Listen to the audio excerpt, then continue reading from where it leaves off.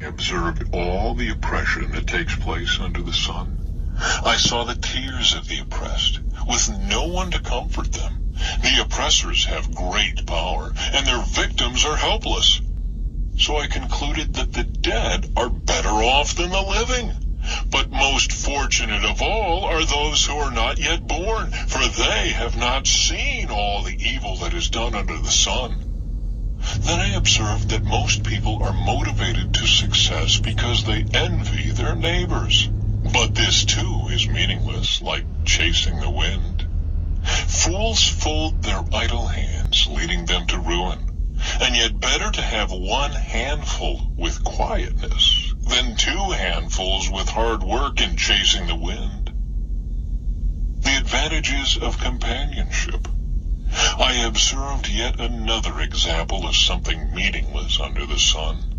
This is the case of a man who is all alone, without a child or a brother, yet who works hard to gain as much wealth as he can. But then he asks himself, who am I working for? Why am I giving up so much pleasure now? It is all so meaningless and depressing. Two people are better off than one, for they can help each other succeed. If one person falls, the other can reach out and help. But someone who falls alone is in real trouble.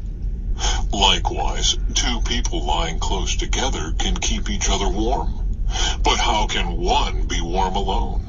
A person standing alone can be attacked and defeated, but two can stand back to back and conquer.